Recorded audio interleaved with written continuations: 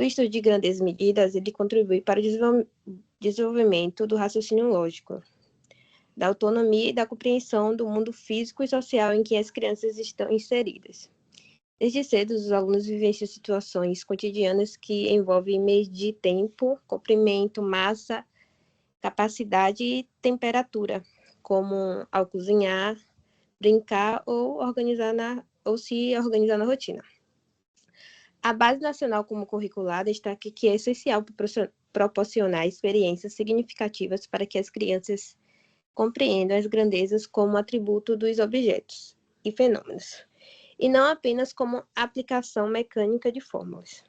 Segundo Lima, a aprendizagem de medidas deve envolver, comparar, ordenar, estimar e medir, de forma que os alunos construam os conceitos de forma concreta, significativa, fortalecendo a relação entre a matemática e a vida cotidiana. Então, a gente vê aqui, né, no texto que é muito importante para esses alunos que estejam aprendendo sobre medidas e grandezas, que eles entendam que a matemática não é simplesmente uma fórmula, né? Que aprendemos e colocamos os números e as letras. Não, a matemática é dia a dia, é cotidiano, é rotineiro, é corriqueiro e é uma ação que acontece na nossa vida e que a gente não pode deixar de aprender ou achar que é difícil, porque é uma coisa que implica muito na nossa realidade, que vai ditar muitas coisas de nossa vida. Então, uma pessoa que ela não tem o domínio da matemática, ela acaba não tendo tanta autoestima em realizar algumas coisas, né? Realizar algum trabalho, realizar uma conta, às vezes, ali muito rápida e a pessoa não sabe, ou talvez estimar o peso de alguma coisa, a pessoa não sabe como fazer. Então, isso também contribui para a autoestima do indivíduo, né? Dele sentir que ele sabe e realmente ele sabe fazer e sabe demonstrar isso para as pessoas, enfim.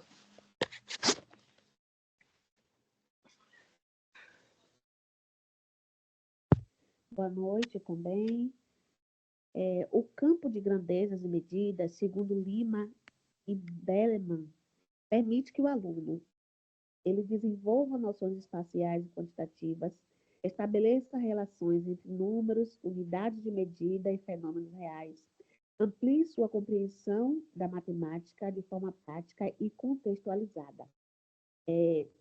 Levando em consideração a BNCC, ela afirma que a aprendizagem de grandezas e medidas deve partir de situações problema do cotidiano, permitindo que o aluno construa seus próprios procedimentos de medição antes de utilizar instrumentos padronizados. Então, é como a colega falou aí, muitas vezes nós mesmos, adultos, crianças, né, a gente não tem ali uma régua ou qualquer outro equipamento de medida padronizada tradicional, mas através do nosso olhar, do nosso conhecimento, da nossa polegada, né, do que a gente tem em nós mesmos, sem precisar de outras coisas, a gente consegue ali ter mais ou menos uma noção do que é 30 centímetros, do que é 60, do que mede aquele objeto ali. Então, é sobre isso. É sobre aprender contextualizado com o nosso cotidiano, com o nosso dia a dia. Pode passar, colega. Dentro do objeto de conhecimento está grandezas e medidas, comprimento, capacidade, massa e tempo. Estimativas e medições com unidades não padronizadas e padronizadas.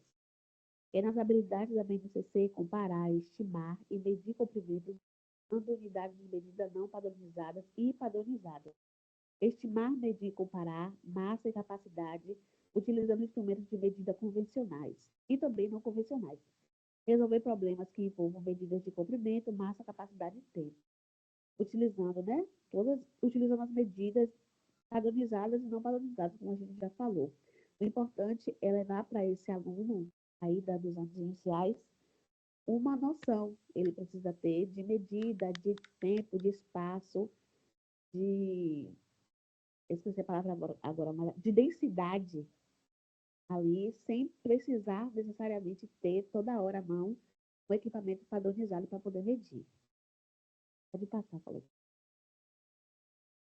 Então, qual o público-alvo da nossa oficina? Seriam estudantes do 3º ao 5º ano no ensino fundamental.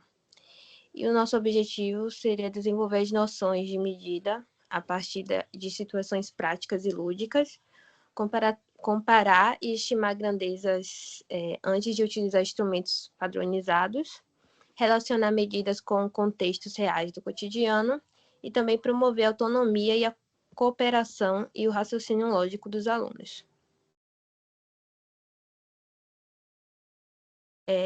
Os recursos didáticos, né, que usaríamos para fazer essa oficina.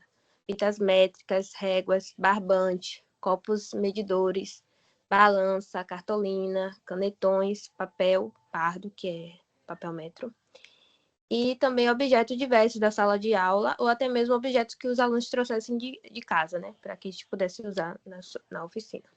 E o quadro branco também. E a avaliação, ela seria formativa, né, com base na participação dos alunos, na capacidade de levantar hipóteses, comparar resultados, resolver problemas práticos e compreender o uso de medidas padronizadas e não padronizadas. O instrumento, né, da avaliação seria a observação direta e registros individuais de cada aluno ali e a produção coletiva. Então, a gente ia observar como cada aluno se desenvolveu em cada parte do trabalho, e aí observar também como ele se comporta no meio do coletivo, e observar também como o coletivo conseguiu fazer com que a oficina desse certo. E agora vamos falar sobre o cronograma, né, do jogo interativo, que seria a prática, que a gente colocou o nome de Adivinha a Medida. Então, esse daí será a nossa apresentação do nosso... Esqueci a palavra, gente. Enfim. Da oficina? Isso. E aí... Ellen, você Oi. vai mais um pouquinho para frente, porque está cortando o slide. Como assim? Agora Cortando você como? volta. Volta um pouquinho, volta mais um pouquinho. Oxi. Tá aparecendo? Tá o cronograma do jogo interativo. Adivinha a medida. Isso. E aí, esse é o cronograma, né? Então, a gente começaria com a abertura e a acolhida, que aí a gente ia recepcionar os visitantes com uma breve explicação sobre o jogo e também sobre o tema grandezas e medidas do dia a dia, né? E iríamos explicar as regras aos visitantes e explicar a eles que eles deverão estimar o comprimento, o peso, a capacidade de alguns objetos expostos, e depois eles iriam conferir, né, se o valor real usado no instrumento, se o valor real, né, que eles estimaram ali, se é realmente o valor que a gente vai medir depois com os instrumentos de medida. E aí tem a rodada 1, que é o comprimento, que é sobre o comprimento. E aí os participantes eles vão estimar o tamanho do objeto, por exemplo, um lápis, uma garrafa, um livro, qualquer objeto que a gente levar lá, e aí a pessoa vai ali, né, com os olhos ou com os dedos, ou, sei lá, com a mão, ela vai estimar, e em seguida a gente vai medir com a régua e a gente vai ver se ou chegou perto ou se cravou, e aí a gente vai anotando esses resultados. Isso. E assim, explicando as regras, né? Para explicar que aos visitantes eles deverão estimar, como a colega já falou, o comprimento, o peso, a capacidade de alguns objetos expostos ali, com os dedos, com o palmo, né? E depois irão conferir o valor real usando o instrumento de medida. Quem conseguir chegar mais perto ou acertar vai ganhar um doce, viu, gente? Um bombom. E isso faz parte do letramento matemático. Porque nós sabemos que a alfabetização, ele já dominou ali, já está alfabetizado. Mas e o letramento? E no momento que ele não estiver com o instrumento medidor convencional, será que ele vai conseguir chegar perto ou acertar?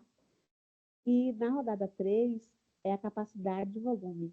Os visitantes tentam adivinhar qual copo tem mais líquido, por exemplo. Depois que eles estimarem, verificando, a gente vai verificar, né, com o copo medidor também se chegou perto ou se acertou. E na rodada 4 vai ter o desafio final, a mini corrida com cronômetro. Estimar quanto tempo leva para realizar uma ação simples. Por exemplo, encher um copo, montar um quebra-cabeça pequeno. Então, é isso. Com o encerramento vai ter reflexão, né? Que vai ser uma breve conversa sobre o que aprenderam, o que a gente tirou, né? Daquela situação. Por que precisamos de medidas padronizadas? E vai ter a entrega simbólica do prêmio para quem acertar ou quem chegar mais próximo. E é isso, gente.